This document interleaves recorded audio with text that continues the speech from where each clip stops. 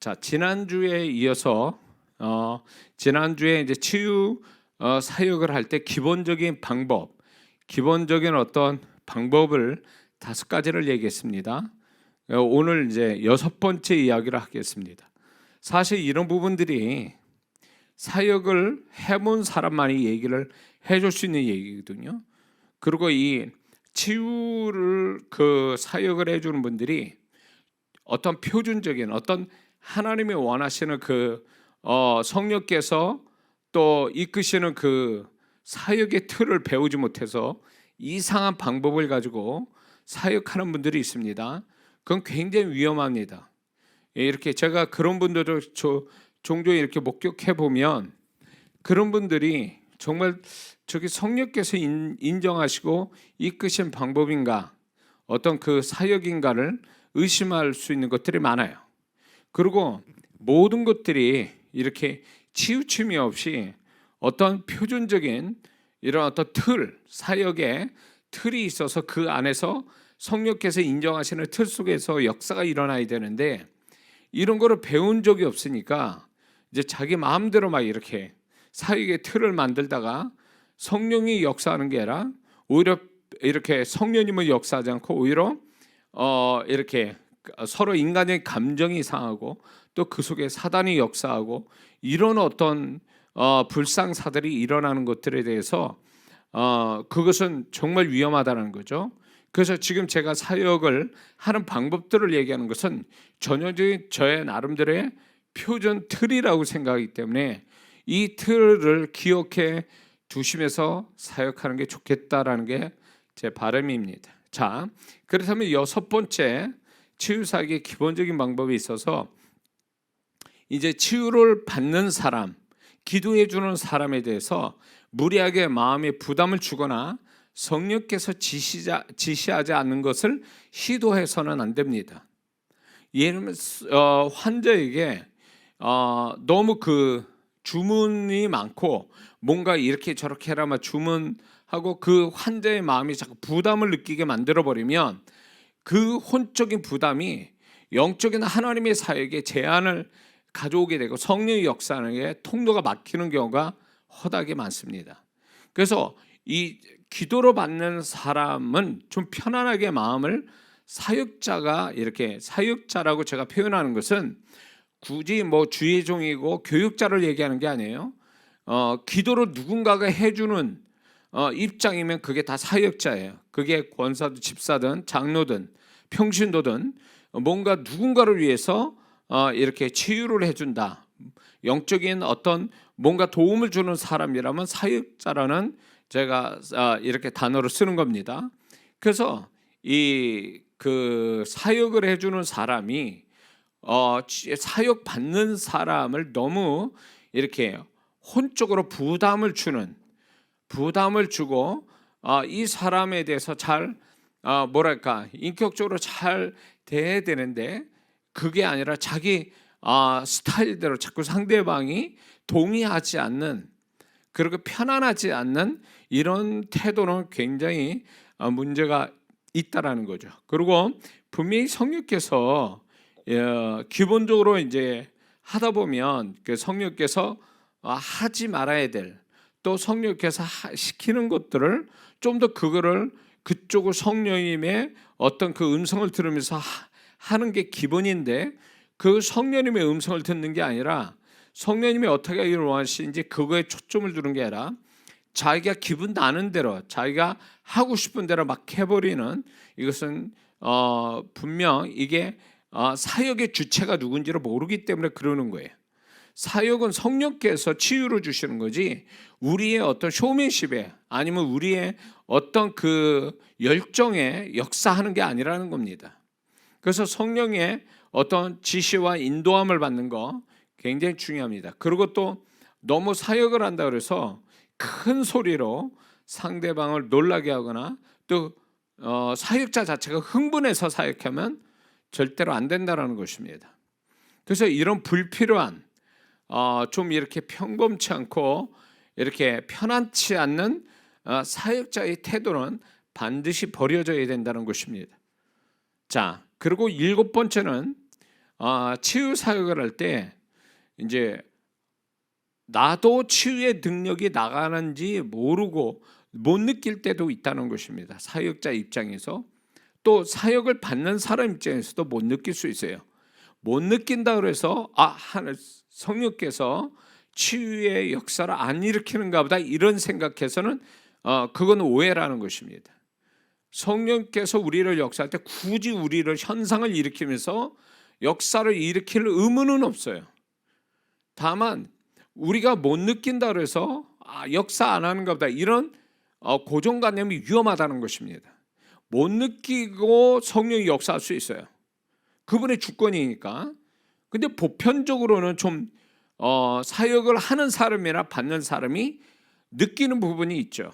그게 보편적이에요. 그러나 스페셜로도 이렇게 못 느낄 수 있다는 거예요. 사역하는 사람도 사역받는 사람도 못 느낄 때가 있으니까 그거를 단정적으로 하나님 성령께서 치유를 안 하시는가 보다 이런 식으로 생각을 해버리면 성령님이 진짜 역사를 안 하신다는 거죠. 그러니까 그런 어떤 불신앙적인 고정관념을 버려야 된다. 우리가 꼭 무슨 체험이 있어야, 어떤 현상이 있어야 현상이 있어야만이 하나님이 역사한다는 고정관념은 버려져야 된다는 것입니다. 하나님이 큰 역사를 이루는데 그러면 큰 진동이나 큰 현상이 일어나야 되는 거냐? 절대 그렇지 않다라는 거예요. 그냥 너무나 자연스럽게, 너무나 가볍게, 너무나 우습게 역사를 일으키는 경우도 허다하게 많아요. 제 집회 가운데는. 그러니까 이런 고정관념이, 우리가 가지고 있는 잘못된 고정관념이 하나님의 역사를 제한할 수 있다. 이제 제 집회에서도 이제 암이 고침받는 분들이 간혹가다 있게 되면 그분들이 뭐 엄청난 무슨 뭐 현상이 일어나면서 고침받은 게 아니에요. 그냥 열심히 기도하고 믿고 이렇게 기도했는데 자기도 모르게 이제 지나고 보니까 이제 어떤 그 당시에 기도 끝난 다음에 보니까 어떤 몸의 현상이, 낫는 현상이 났다든가, 아니 병원 가서 검사를 받아봤더니 그게 사라졌더라, 이런 식이 될 수도 있는 거거든요. 그러니까 너무 우리의 고정관념이 성령님의 역사를 제한시켜서는 안 된다라는 겁니다. 그리고 느낌이 없다 할지라도 사역하는 사람이나 사역을 받는 사람이 어떤 현상에 매달릴 게 아니라 믿음의 눈으로 자꾸 이렇게 상상하거나 바라본다. 내가 이렇게 낫는다는 것을, 성령이 역사하는 것을 상상하면서 바라보는 거, 이건 굉장히 중요합니다. 그리고 사역자가 먼저 그 사역받는 사람한테 믿음의 말을 자꾸 건네주는 겁니다. 치유받기 위해서 명령 기도도 하지만 주님이 지금 역사합니다. 주님이 도우세요. 걱정 없습니다. 우리 기도했으니 주님이 지금 이 시간에 역사하고 있어요. 그렇게 믿음의 말을 하는 거죠. 현상이 안 일어났다 해서 아무 말을 하지 않는 것은, 이거는 어떻게 보면 또 불신앙이에요. 지금 기도했으면 하나님이 역사하는 게 당연한 거지, 현상이 안 일어날 뿐이고 현상이 꼭 일어나야 될 필요도 없고, 그렇기 때문에 그 기도받는 사람의 믿음을 증가시키기 위해서 사역자가 믿음의 말을 자꾸 하고 믿음의 상상을 같이 하게 하는, 믿음으로 바라보게 하는 것은 이게 역사를 가져오는데 굉장히 중요한 태도라는 걸 잊지 말아야 될 줄 믿습니다. 자, 8번째는 경우에 따라서 이제 치유를 하다가 치유만을 위한 기도를 하다가 이제 죽기의 필요성을 느낄 때는 죽기를 해야만 한다는 것입니다. 그래서 죽기를 먼저 한 다음에, 정말 이거는 귀신을 먼저 쫓는 것이 우선이라면 그거부터 해야 되는 것입니다. 그렇지 않으면 치유의 능력이 흘러가도 치유가 안 되는 경우가 많아요. 이 악한 영 때문에. 그래서 죽기의 필요성을 느끼면 그거부터 해야 된다는 거죠. 그러기 위해서 이제 분명히 이 사람은 치유를 위해서 기도받고 있는데 갑자기 죽기를 한다고 그러니까 상대방, 기도받는 사람 입장에서는 굉장히 당황하고 부끄러움을 느끼거나 자존심 상할 수도 있어요. 그렇기 때문에 기도해 주는 사람은 그 부분에 대해서 그 기도받는 사람이 자존심 상하지 않도록 이해시키는 거, 부끄러움 당하지 않도록 부끄러워하지 않게 이해시키는 작업이 굉장히 중요합니다. 이렇게 보통 사역자분들이 그 사역을 받는 사람을 좀 무시하는, 자기가 능력이 있기 때문에 능력이 있어서 이 사람을 기도해 준다는 일종의 교만 내지는 영적인 교만이나 그 어떤 그 교만함이 상대방을 무시하는 경향이 있을 수 있어요. 그래서 사역하는 분이 반말을 찍찍한다든가 반말로 막 사역을 한다든가 기도받는 사람을 좀 무시하는 태도를 한다. 그러면 이건 분명 하나님 원하는 사역 방법이 아니에요. 이런 사람은 배우지를 못한 무식한 사역자예요. 이런 사람은 기본부터 잘못 배운 거예요. 기본이 안 된 사람이에요. 자기가 능력이 나타난다 그래서, 은사가 나타난다 그래서 상대방보다 더 낫다고 생각하면 위험하다는 거죠. 은사가 나타난다, 능력이 나타난다 그래서 그 기도받는 사람보다 더 낫다는 증거는 없어요. 하나님도 그렇게 생각 안 한단 말이에요. 근데 본인이 누군가로 도움 준다라는 이거 하나 가지고 자기가 상대방이 갖지 못한 능력이 있다 그래서 그게 굉장한 하나님 앞에 더 나은 존재라고 생각하는 그 자체가 위험하다는 거죠. 그렇게 생각하면 큰일 난다는 거죠. 그래서 이렇게 사역을 하다가 기도받는 사람을 기분 나쁘게 만드는 사역자들도 있어요. 태도 불량, 그 영혼을 소중하게 생각하지 않는, 또 자기보다 밑으로 보는 그런 태도 때문에 그 사람이 자존심 상이고 부끄러움을 당하거나 이렇게 되면 역사가 안 일어나요. 성령의 역사를 오히려 사역자가 성령의 역사를 제한시켜버려요. 못하게 만드는 거죠. 자기는 성령님이 쓰시는 도구 위에 지나지 않고 통로자인데 그게 자기가 능력을 나타내는 것처럼 착각하는, 이게 사역자분들이 가지고 있는 아주 위험한, 나중에 자기도 모르게 그렇게 돼버리는 경향이 있다라는 것입니다. 그래서 자기가 마음대로 능력을 갖다 쓰는 것처럼, 자기가 능력을 저장시켰다가 자기 마음대로 쓰는 것처럼 착각하는 이 교만한 멋대로 하는 사역자는 반드시 심판을 받죠. 그 사역을 시키는 분도 성령님이고 그 사역의 능력을 나타내는 분도 성령님이세요. 그렇기 때문에 그 성령님께 순종하고 단지 자기는 성령님의 통로자라는 이 겸손한 마음을 갖지 못하면 이게 부작용이 굉장히 많아요. 이런 태도 때문에. 그래서 기도받는 사람을 세워주는 게 아니라 영혼에 상처를 주고 병도 못 고치고, 그리고 하나님에 대한 잘못된 인식을 갖게 만드는 위험성이 여기 있다는 거죠. 그래서 능력이 나오면 뭐하냐고, 은사가 나타나면 뭐하냐고, 사람이 인격이 안 되고 그 기도받는 사람을 우습게 여기고 그 영혼을 망치고 있는데 그게 무슨 사역자냐고. 그거는 사역자가 아니에요. 하다가 망할 사람이, 그 사역하다가 주님께 책만 받고 징계받을 사람이 이렇게 되면, 그러니까 소중히 생각해야 돼. 기도해 주는 분을 잘 그분의 인격이나 그분의 어떤 자존심이나 이런 것들이 상처받지 않도록 굉장히 조심하는 거 중요합니다. 그리고 이분이 이제 기도받는 분이 어떤 회개거리가 뭔가 있거나 뭔가 짚히는 부분이 있다면 이제 조심스럽게 좀 부드럽게 좀 얘기를 할 필요가 있어요. 그런 문제가 있으면 이제 얘기를 하고, 그 기도받는 사람이 만약에 그런 걸 솔직하게 얘기하면 그런 부분에 대해서 기도를 또 같이 더불어 해 주는 것은 중요합니다. 그리고 이런 분들이 사람 많은 데서 하게 되면 귓속말로 조그맣게 그런 부분을 얘기를 해야지, 크게 떠들면서 얘기했다가는 이거는 위험합니다. 하나님은 인격적인 분이기 때문에 비인격적으로 사역자가 대하는 것은 아무리 그 사람이 능력 나와도 그건 잘못하고 있는 겁니다. 그 사람은 능력이 중요한 게 아니에요. 하나님께 영광이 되고 기도받는 사람이 세움을 받아야 사역자가 비로소 사역을 잘하는 거지,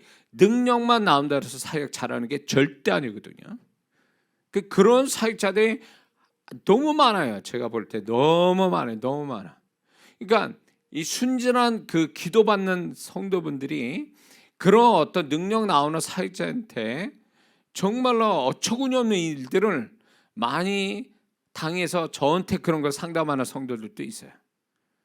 그게 위험하죠. 그렇게 하면. 네, 그렇게 하면 안 되거든요. 자, 그 다음에 10번째는요. 아주 이거 중요한 문제 이겁니다.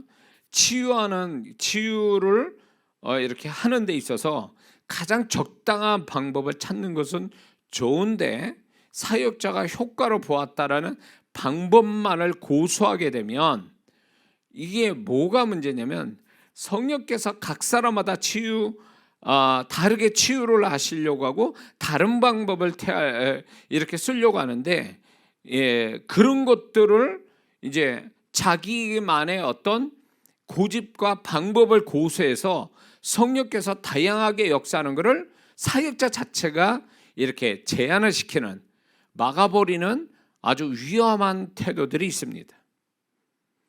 자, 어떤 사람이 예를 들어서 이렇게 사역을 하는데 뭐 손가락으로 눌러가지고 이렇게 사역을 했더니 병이 났어요. 그게 모든 사람을 다 그렇게 하는 거예요.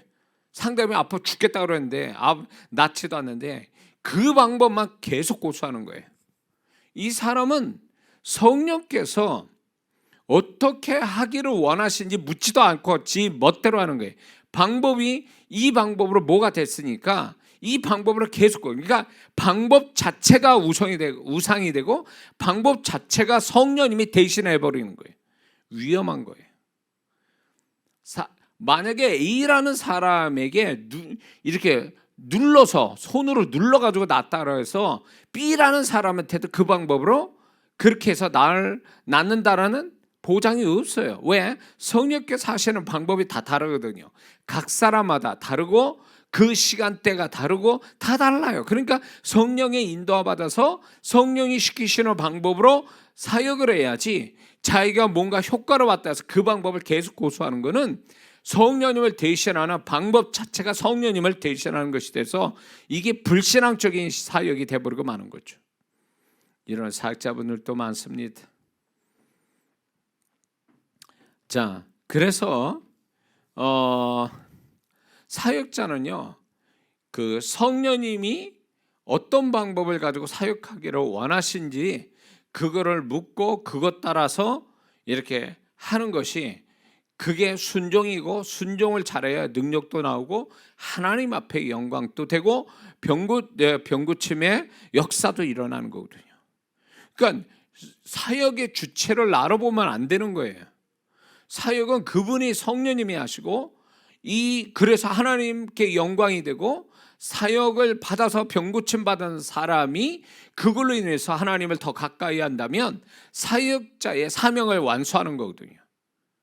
그래서 그런 태도로 사역을 해야지 이건 뭣도 모르고 막 그냥 하나님을 무시한 채 자기 방법과 자기의 스타일대로 막 가버리면 그게 성령님부터 보증받은 것도 아닌데 그렇게 하면 위험하다라는 것을 말씀드립니다. 자, 10번째는 이제 치유를 위한 기도를 다 끝났습니다. 그러면 기도해 준 그 부분이 예를 들어서 특히 뼈, 근육, 인대 부분에 대해서 기도를 이렇게 해 드렸어요. 그 관절 쪽으로 뭐 이렇게 기도를 해 주었으면 그 부분에 대해서 믿음으로 움직여 보라고 이렇게 해서 믿음으로 움직여 보라고 그거를 주문을 하는 것이 중요합니다. 자, 이 사람이 걷지를 잘 못했어요. 뼈가 이게 관절염 때문에. 근데 그걸 놓고 기도를 했습니다.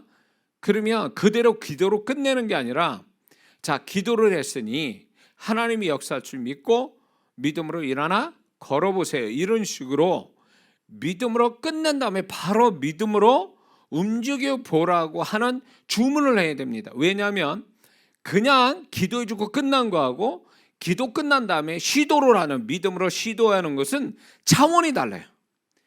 이게 믿음을 이렇게 하나님께 표현한다라고 그러죠. 기도로 받았으니 내가 믿음으로 시도를 한다는 것은 믿음을 표현하는 거예요. 그렇기 때문에 그것이 시도할 때 하나님이 더 강하게 온전하게 치유가 일어나는 걸 수도 없이 봤단 말이에요. 이거를 제가 많은 사람을 병 고치는 이렇게 병 고치는 사역을 할 때에 이게 임상적으로 나온 거예요. 그냥 기도해서 끝난 사람하고 기도한 다음에 믿음의 시도를 하게 만든 사람은 그 뒤가 달라져요. 예. 그 병의 어떤 현상이, 병이 낫는 어떤 형태가 또 이렇게 그런 것들이 좀 달라진다는 거죠. 그래서 이게 움직일 수 있는 거라면 기도한 다음에 시도를 하라고 그래야 돼요. 그리고 이런 기도를 할 때 한 번으로 끝나는 게 아니라 이제 그 사람이 믿음으로 시도하면 두세 번 더 기도해도 상관없어요. 그게 잘못된 건 아니에요. 그게 불신앙이 아니에요. 더 믿음을 증가시키고 역사를 가져오기 위한 하나의 반복된 믿음의 상승을 가져오는 반복 작업이지, 그게 불신앙 때문에 반복하는 건 아니거든요. 그러니까 이런 부분을 잘 분별해야 됩니다. 아시겠죠? 예, 그래서 믿음으로 시도하는 거와 시도하지 않는 건 굉장히 차이가 있다. 그래서 시도를 시키는 것이 그게 온전한 치유를 나타내는 아주 중요한 태도, 방법이다라는 것을 말씀을 드립니다.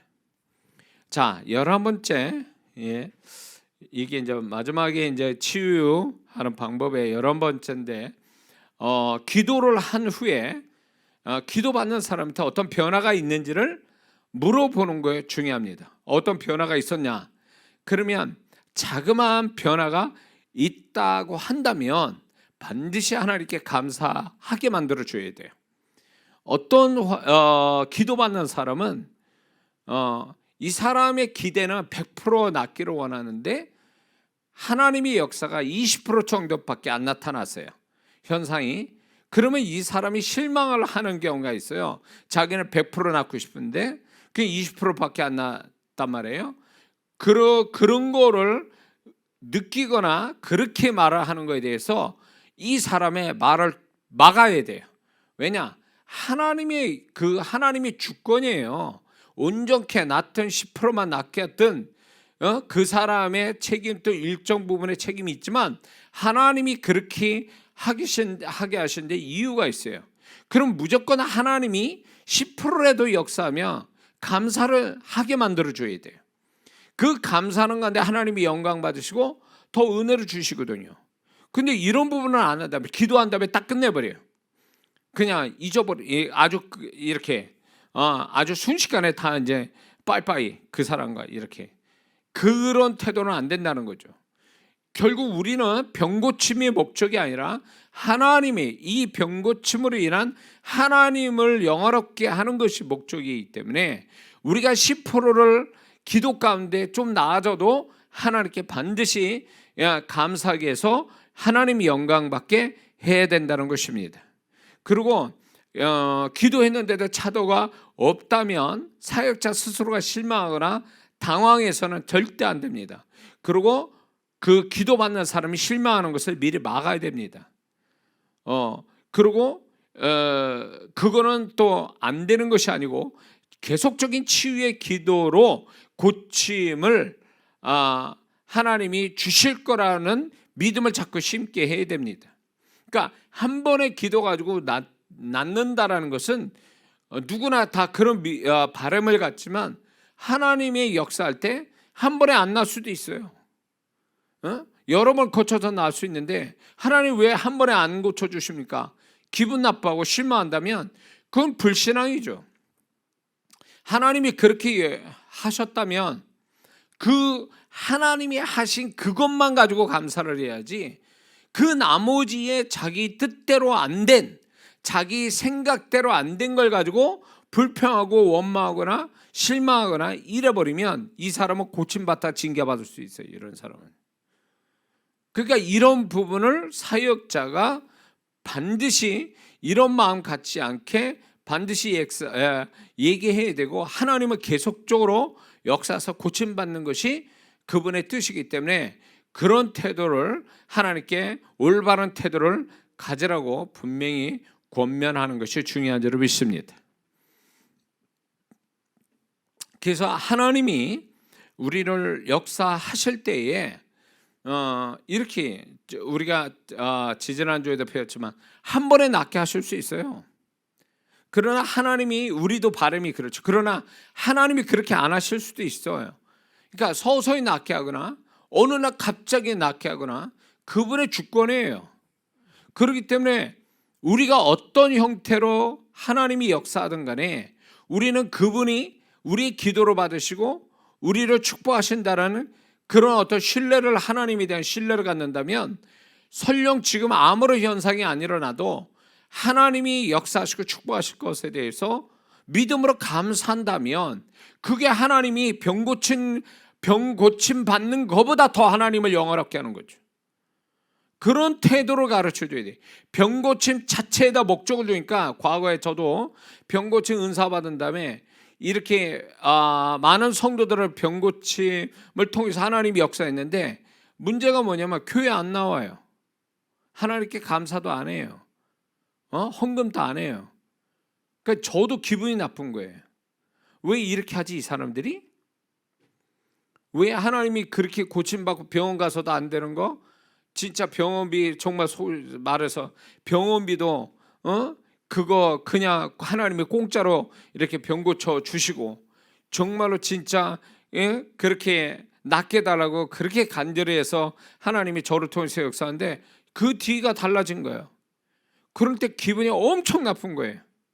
왜 이럴까? 그래서 처음에는 그렇게 병 고침 받고 돌변하는 잘못되게 돌변한 그 성도를 탓했는데, 가만히 지나고 보니까 내가 이 기도받는 사람을 잘못 교육시켰구나, 내가 잘못 이 부분을 얘기 안 했구나라는 생각에 제 책임이다라는 생각이 든 겁니다.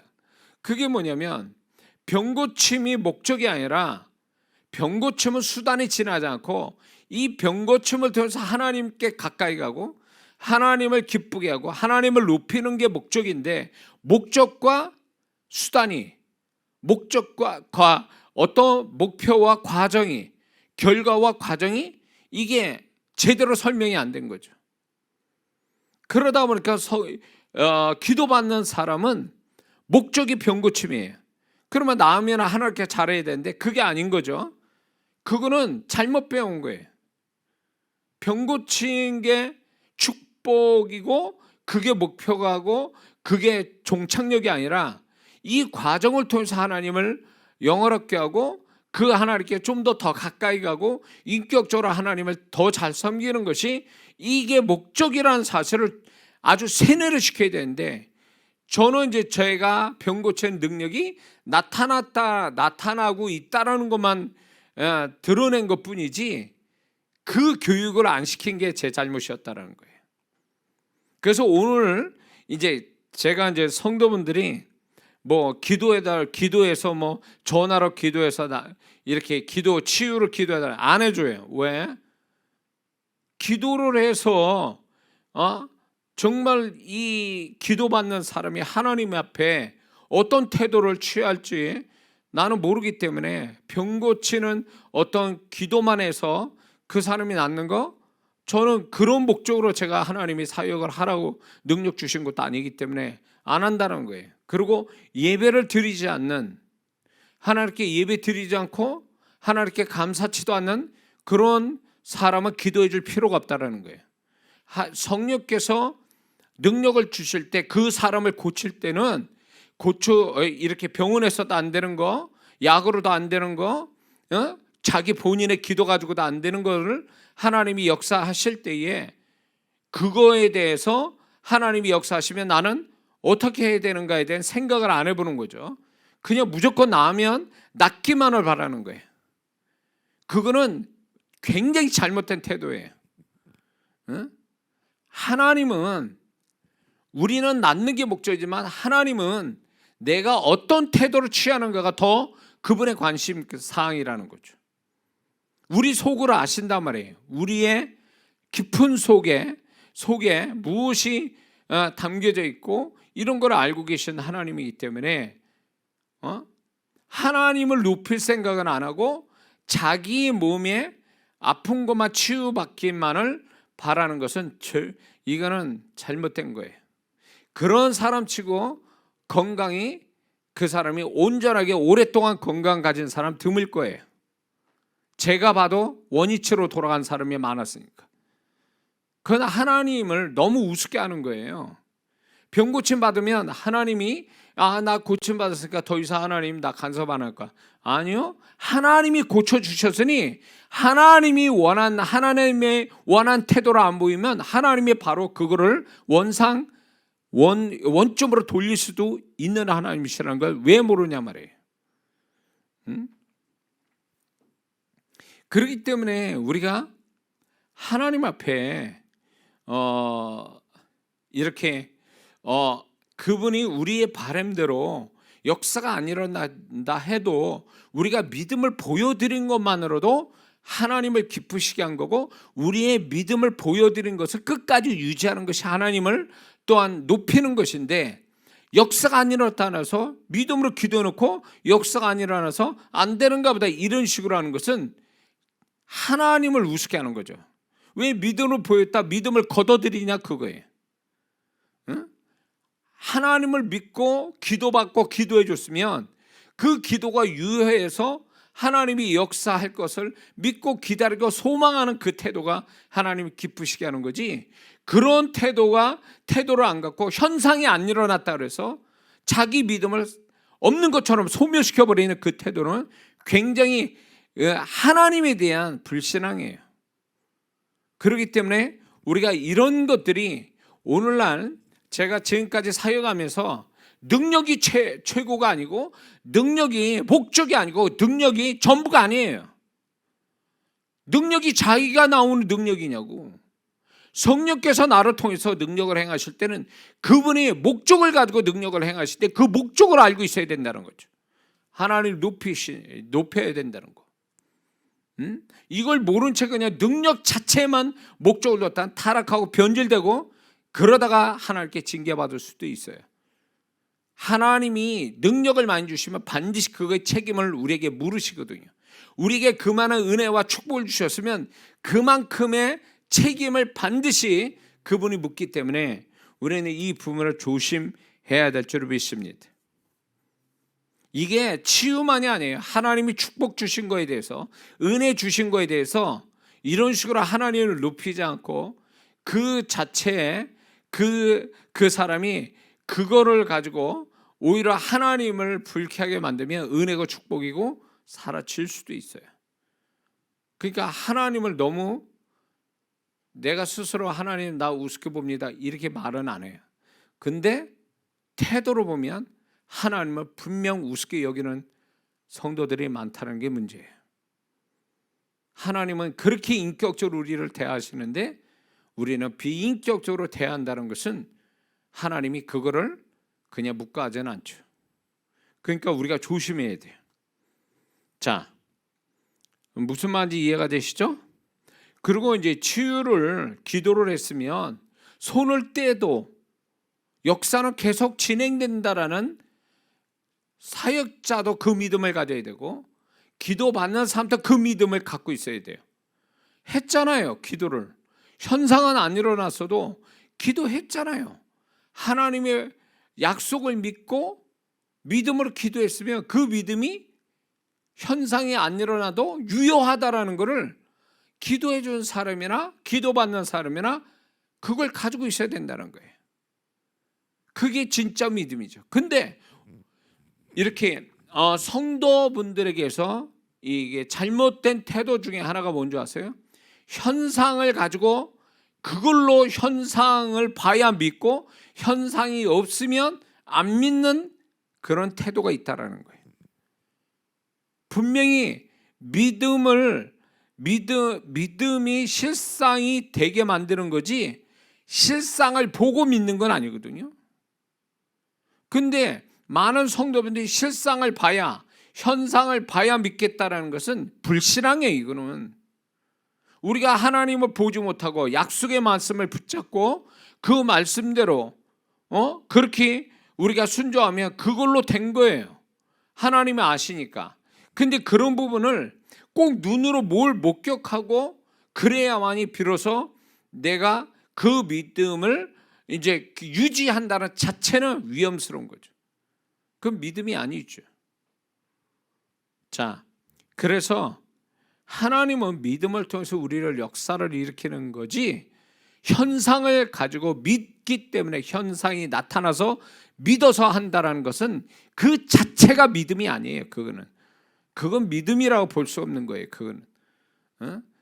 그래서 우리는 현상이 있고 없고를 떠나서 내가 하나님 앞에 믿음을 보여드렸으면, 치유에 대한 믿음, 그러니까 낫는다는 믿음을 보여드렸으면 그걸로 족한 거예요. 그걸 붙잡아야지. 그래서 그 믿음이 실상이 되게 만드는 믿음의 사람이 되어야 될 줄 믿습니다. 자, 이제 큰 아홉 번째, 치유를 할 때 낫게 되는 현상이 여러 가지 현상이 있어요. 이거를 좀 기억해 두실 필요가 있습니다. 치유를 했어요. 근데 낫는 현상들이 아주 가지각색이에요. 요 부분이 사람마다 다르게 나타난다는 거죠. 그래서 이거를 하나의 정형화된 하나만, 이렇게 하나님이 이걸로만 이게 치유를 낫게 하는 현상이다, 이렇게 얘기해서는 안 된다는 거죠. 왜 사도행전 2장에 120명 성도가 방언을 하기 시작했다고 했어요. 충만한 가운데 성령 충만한데 방언하기 시작했다는데, 그 발음을 성경에서는 기록하지 않는 이유가 뭘까요? 이 방언의 발음을 성경에서 자세히 사도행전이든 바울 서신이든 기록하지 않는 이유는 이 방언의 발음이 사람마다 다르게 나타나기 때문에 어떤 기준이 없는 거예요. 정형화된 기준이 없다라는 얘기예요. 사람마다 다르기 때문에. 그것처럼 우리가 내가 누군가를 놓고 치유 기도했는데 ABCD 10사람 놓고 기도했을 때 10사람이 다 동일한 어떤 현상으로 치유가 일어나지 않을 수 있다는 거죠. 10사람이 10가지의 현상이 각각 다르게 나타날 수 있다는 거죠. 이 부분을 우리가 알아야 된다는 거예요. 그러니까 우리의 고정관념, 정형화된 어떤 틀을 버릴 필요가 있는 거예요. 그러니까 방언할 때도 방언의 발음을 남 흉내내려고 해요. 자기 안에 있는 성령께서, 나답게 어떤 성령께서 지시하는 발음이 있을 텐데 그건 안 하고 다른 사람의 발음을 보며 따라 흉내내거나 그것을 하려고 하는 그 자체는 이미 방언이 아니에요. 성령이 이끄시는 방언이 아니기 때문에 그건 방언이라 말할 수가 없는 거죠. 그것처럼 우리가 하나님께서 우리를 치유를 낫게 하는 현상이 사람마다 다 달라요.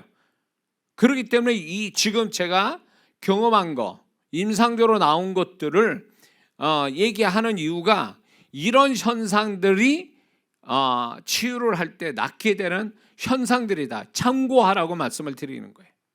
자, 어떻게 하냐? 어떤 현상이 나냐? 치유가 됐을 때에 아무런 어떤 몸의 현상이 없이 낫는 경우가 있습니다. 아무런 현상이 없어요. 느낌이 없어요. 근데 병원 가보면 낫어요. 병원이 안 가더라도 그 현장에서는 뭔가 낫어요. 이렇게 정말 어처구니 없는, 소리 소문 없이 이렇게 아주 어떤 그 현상도 없이 낫는 경우가 있습니다. 자, 두 번째는 사역자나 사역받는 사람이 시원함을 느끼면서 낫는 경우가 있어요. 시원함을 느끼면서 낫는 경우가 있습니다. 현상이 있어요. 세 번째는 처음엔 통증이 오다가 차츰차츰 통증이 사라지면서 낫게 되는 경우가 있습니다. 그래서 이게 사역자와 사역받는 사람이 동일한 현상이 일어날 수가 있어요. 전이가 돼서, 그러니까 통증이 기도할 때 병을 낫게 하는데 왜 내가 통증이 생기지? 라고 하는 것은 이 처음에 기도할 때 통증은 낫기 위한 그 현상의 시작이에요. 그러다가 이 통증이 점점 사라지면서 완전히 사라졌을 때 그게 이제 치유가 일어나는 거죠. 그렇게 그런 현상이 나타날 수 있다. 그 다음에 네 번째는 이게 영분별의 은사에서 나오는 건데, 박하향이 있잖아요. 화한 냄새와 함께 낫는 경우가 있어요. 그러니까 소위 말해서 사역자나 사역 받는 사람이 예민하다면 이런 현상이 있어요. 박하향처럼 화한, 박하 사탕을 먹은 것 같이 화한 느낌을 받으면서 낫는 경우가 있다. 예.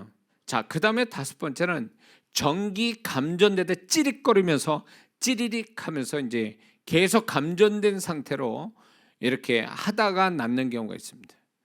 예. 감전된 상태 같은, 그렇게 큰 볼트가 아닌 이런 거에 찌리리릭 하면서 계속 그런 전기에 감전된 현상으로 낫게 되는 거 있습니다. 그 다음에 이제 여섯 번째는 강한 임재를 느끼면서 낫게 되는 경우가 있습니다. 강한 임재, 그 강한 임재라는 게 이런 거예요. 이제 순간의 어지러움, 그다음에 몸에 힘이 풀려서 쓰러질 것 같은 이런 현상이 보통 치유할 때 제가 기도해 보니까 이런 현상이 이제 그 다음에 혼미해지는, 갑자기 몽롱해지는, 기도해 주면 이런 현상이 일어나면서 낫는 경우가 허다하게 많습니다.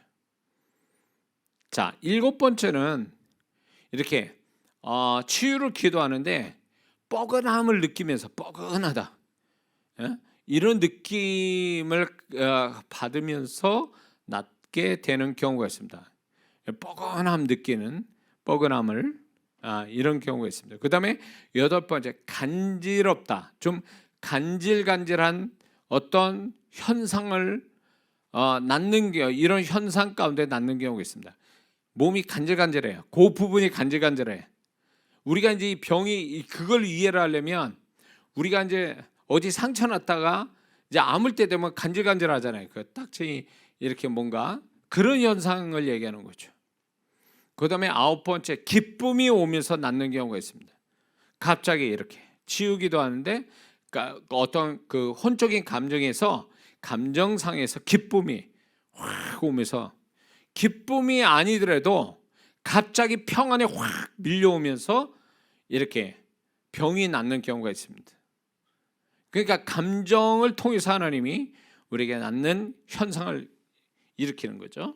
그 다음에 열 번째는 몸과 마음이 가벼움을 느끼면서 낫는 경우가 있어요.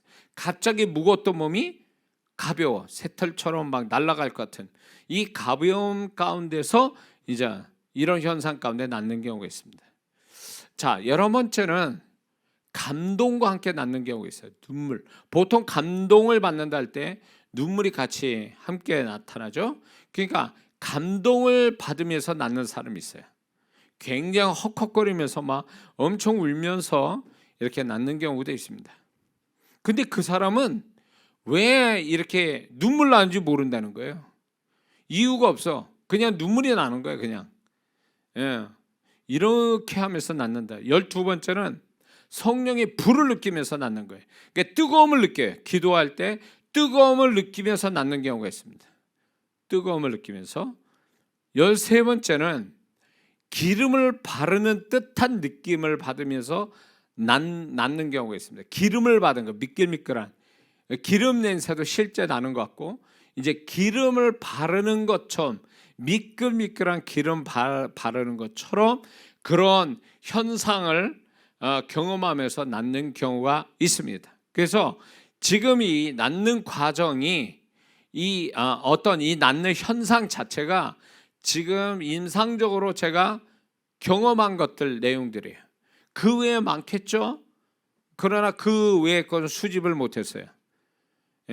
그러니까 이 제가 경험한 이 안에 아마 거의 포함되지 않을까 싶어요. 그래서 이런 현상이 일어나는 걸 이상하게 생각하지 말고, 이게 치유가 이제 되어지는 하나의 현상이 이런 것들이 있다라는 걸 참고로 하면 좋겠습니다. 자, 큰 10번째 치유 사역에서 알아두어야 할 것. 이제 총정리하는 아주 중요한 대목들을 여기서 이제 정리를 하고 마치려고 합니다. 자, 치유 사역에 알아두어야 할 것이 첫 번째는 사역을 치유의 은사나 능력을 가졌어요. 그런 사역자는 평소에 인체, 몸, 우리 몸에 대한 어떤 인체, 우리 몸이 어떻게 구조가 어떻게 됐는지, 그 다음에 우리가 병이 어떤 병들이 있는가, 그 다음에 의학적으로 치유 과정과 어떤 치유의 방법들이 무엇인가를 좀 알아두는 것이 굉장히 좋습니다. 왜 그러냐면 저도 사역을 할 때 이게 의학적으로 조금 의학적 상식이 있으면 아주 세밀한 기도를 할 수 있거든요. 그럼 역사가 훨씬 더 빨리 와요. 두리뭉실하게 모르니까 두리뭉실 기도하는 것보다 하나님은 좀 더 정확하신 분이고 세밀하신 분이니까 우리가 왜 이 사람이 어떤 병에서 어디서 출발이 됐는지라는 거에 대한 의학적 소견을 가지고 기도를 하면 그 어떤 과정도 있지 않습니까?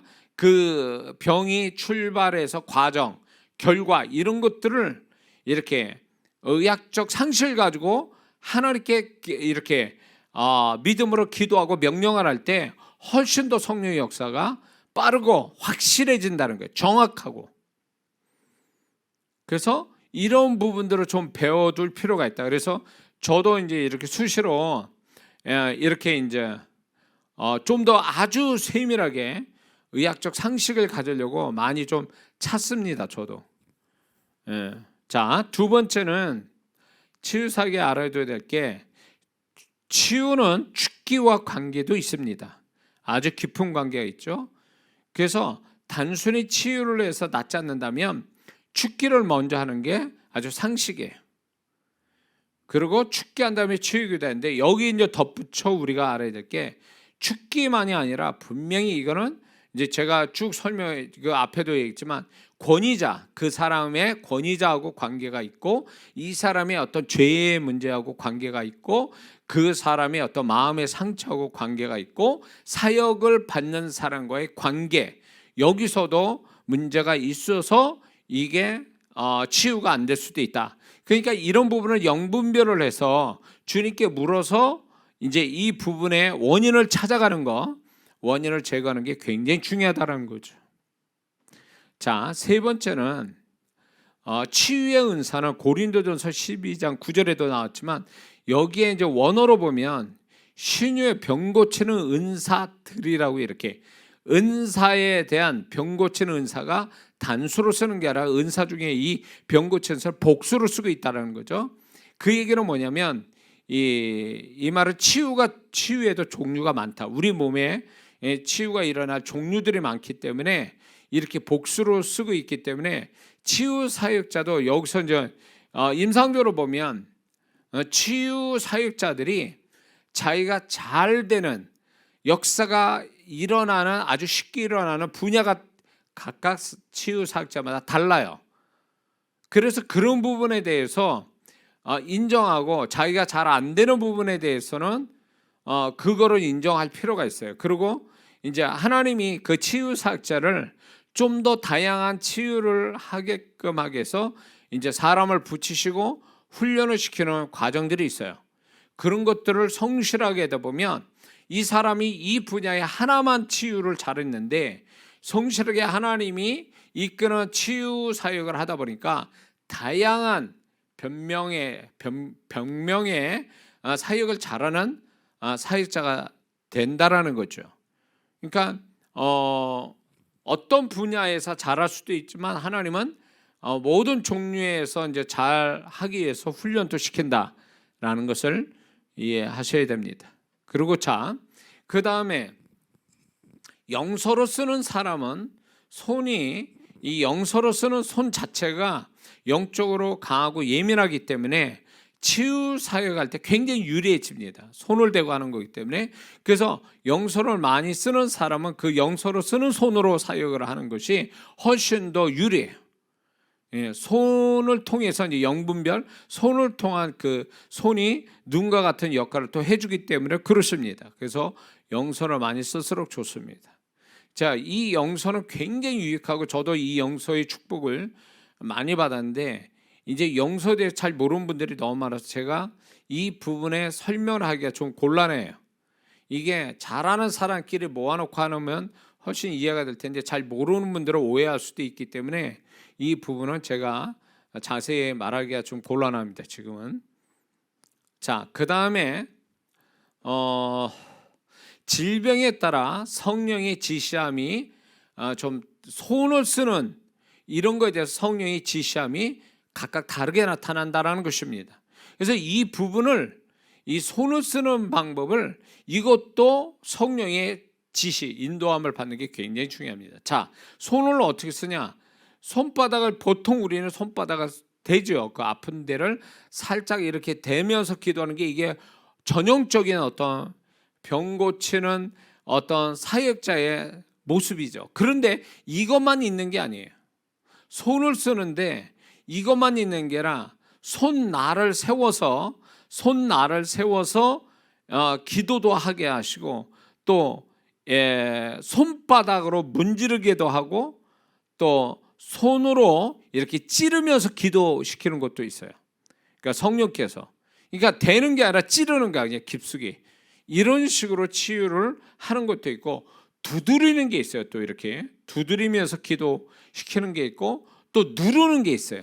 이렇게 눌러서 기도시키는 거. 그리고 문지르면서 기도시키는 거. 이게요.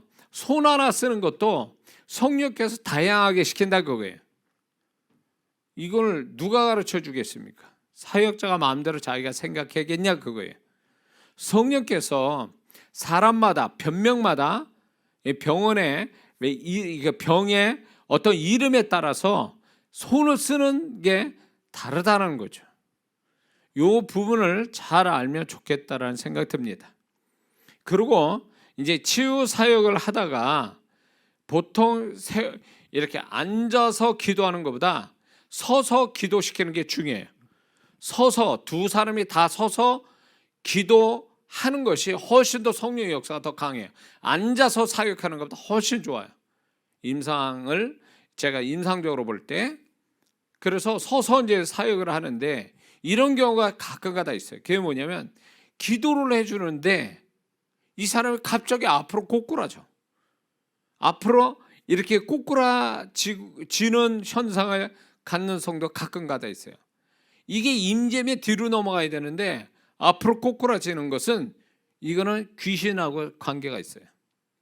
보통 앞으로 기도해 줄 때 앞으로 그냥 이렇게 쓰러지는 사람은 이건 귀신 역사가 있기 때문에 치유를 기도하기 전에 죽기부터 해야 돼. 그런데 또 이런 경우 있어요. 조금 더 도같이 낮추면 앞으로 쓰러지고 나서 몸을 뒤틀거나 흔들어 대. 이건 임재가 아니에요. 이건 귀신이에요. 잡아야 돼 이건. 그래서 치유를 기도할 게 아니라 죽기부터 해야 돼. 어떻게 들어와서 역사하는지 몰라도 이제 치유를 할 때 성령의 임재가 나가잖아요. 손을 타고 그 사람 사역자를 통해서 임재가 나가기 때문에 이 안에 있는 상대방의 안에 있는 영이 악한 영이 견디지 못해서 이 사람에 대해서 현상을 일으키는 거예요. 그래서 이건 죽기부터 해야 돼요. 자, 그리고 이제 사역자는 병 고치는 은사가 제가 몇 번 얘기했는데 병 고치는 은사가 있다 친다면 그걸로 만족할 게 아니라 축기, 영분별, 믿음의 은사, 지식의 말씀 은사 이것이 같이 더불어 쓰이게 되면 훨씬 더 효과적이에요. 그래서 병 고치는 은사가 있는 분은 이런 은사를 달라고 기도해야 돼요. 그래서 이런 것들이 종합적으로 이렇게 사역하다 보면 이게 이렇게 균형 있게 정확한 어떤 사역의 어떤 내용을 갖게 되죠. 그래서 효과적인 사역이 됩니다. 그래서 이따가 이제 기도할 때에 제가 이 부분에 대해서 같이 임파테이션이 되도록 제가 기도할 건데 정말 간절하게 믿음이 제가 말하는 거 같이 연결이 되는 분은요 반드시 그 은사가 쉽게 열릴 겁니다. 자, 마지막 8번째입니다. 치유사역에 알아둘 게 뭐냐면 치유를 하는데 자기에서 아무래도 역사가 아니라 이 방법 저 방법 쓰는데도 역사가 안 일어난다면 이게 무엇을 얘기하냐면 하나님이 나한테 붙여준 영혼이 아닌 거예요. 이런 경우가 있어요. 내가 가지고 있는 사역자 자신이 가지고 있는 능력 바깥의 사람일 수도 있어요. 그리고 내가 이렇게 이 기도받는 사람의 어떤 그 내가 해줄 수 있는 영역 바깥에 아니면 능력 위에 내가 하는 건 능력 외에 이렇게 거기 있는 영혼일 때에 이거는 계속 붙들고 있는 게 아니라 빨리 더 능력 있는 또 다른 분야 자기보다 더 나은 분야를 가지고 있는 사역자한테 이렇게 보내는 것이 유익하다는 거죠. 그래서 뭐 자기가 되지도 않는데 막 붙들고 늘어졌다가 막 그냥 더 괴롭히고 상대방을 더 힘들게 만들고 병은 안 낳고 이렇게 복합적인 문제를 가지고 있는데 자기의 어떤 한두 가지 가지고 해서 오히려 더 그 기도받는 사람을 괴롭히고 힘들고 또 상처받게 하고 이런 경우가 있어요. 그래서 자기가 하나님이 나에게 이렇게 사역을 시킬 때는 일정한 패턴 같은 게 있어요. 이 사역자한테는요. 그거를 벗어나면 안 됩니다. 그거대로 해서 자기의 패턴에 어떤 넘어가는 아니면 그 능력이 위에 급에 있는 그 영혼들이라면 그거는 빨리 거기에 맞는 사역자를 찾아가게 만들어 줘야죠. 저 같은 경우에는 이제 제가 이제 3박 4일 집회할 때 3박 4일 하는 동안에 이제 축기하거나 병 고치는 거 3박 4일 안에 다 끝내는데 이제 저는 속전속결로 하는 타입이에요. 그게 하나님이 그렇게 주셨어요. 그래서 제가 이제 여러 번 기도해서 안 되면 그거는 안 되는 거예요. 분명 누군가가 도와줘야 될 부분이에요. 사역자 아무리 이제 능력이 나타나는 데서 그 사람이 슈퍼맨은 아니거든요. 모든 걸 다 잘할 수는 없어요. 그 사람이 뭐 예수님이 바로 밑에 있는 사람이 아니기 때문에 이제 본인의 어떤 한계치를 인정하고 또 본인이 어떤 안 될 때는 그 맞는 사역자를 보내는 것이 그게 양심의 사역의 양심, 사역자의 양심이라는 거죠. 그게. 자, 그렇게 해서 우리가 이런 어떤 사역, 치유 사역에 대해서 보통 자기 자신을 놓고 이렇게 기도하는 건 간단해요. 그런데 이게 누군가를 위해서 해줄 때, 그리고 이제 아까 우리가 말씀처럼 서로 병 낫기를 위해서 기도해라. 병 낫기를 위해서 기도하고 병든 자에게 손을 얹은 자 나으리라. 이 모든 게 뭐냐면 결국 서로 상호간에 믿는 자끼리 서로 이렇게 치유가 일어나는 것이 하나님의 뜻이고 이게 아름답게 교회와 영혼들을 세우는 귀한 어떤 하나님의 사역인데 이런 부분에 대해서 우리가 이게 이제 좀 인격적으로 하나님이 이끄신 대로 아름답게 교회와 영혼을 세우는데 잘 쓰여지도록 해야 하는 것이 이제 우리 지금 그런 은사나 능력을 받은 자의 숙제예요. 이거를 잘 써야 되는데 잘못 쓰니까 능력은 있는데 성령으로부터 능력은 나오는데 영혼도 망치고 교회도 연합이나 부흥케 하는 게 아니라 오히려 이게 이런 사람 때문에 교회가 어렵게 되고 이제 영적 교만이 있어가지고 이제 목사님도 모르고 목회 방향하고 전혀 다르게 행동한다든가 그게 성도답지 않고 막 잃어버리면 그런 성도들은 이제 본인이 또 상처가 되면서 이제 성령의 능력이 나타나도 결국 성도와 교회에서 이제 소위 말하면 버림당하는 성도 사역자가 될 수도 있어요. 그러니까 이런 부분은 굉장히 지혜롭게 써요. 능력이 있어도 지혜롭게 이런 능력과 은사를 잘 쓰는 것이 굉장히 중요합니다. 그래서 이런 것들은 이제 본인이 교회 안에 있다면 목사님의 어떤 목회 방향, 그다음에 목사님의 허락 속에 아름답게 잘 사용하는 것이 그게 또 하나님의 뜻입니다. 그래서 우리는 하나님이 주신 능력을 어떤 형태의 능력이라도 그걸 정말 하나님 앞에 이렇게 그 능력을 잘 사용해서 하나님을 높이는 것이 우선이 된다는 걸 잊지 말아야 됩니다. 그리고 자기 자신의 영혼을 세워주는, 자기 자신의 존재값을 높이는 그 능력 때문에, 그 은사 때문에 오히려 주님과 더 친밀한 관계를 갖는 것, 이게 우선이 돼야 되겠죠. 이런 부분이. 근데 이런 부분들을 제대로 못 배워서 능력이 최고인 줄 알고, 능력 받았는데 사람은 형편없어. 능력을 받았는데 영혼을 세워주는 게 아니라 병에 상처 주고, 능력 받았다고 교회에서 이렇게 잘난 척하다가 교회에 어렵게 만들고, 이렇게 되면 문제가 심각한 거죠. 주신 하나님을 부끄럽게 만들고 하나님 주신 하나님 모독하게 돼버리는 거거든요.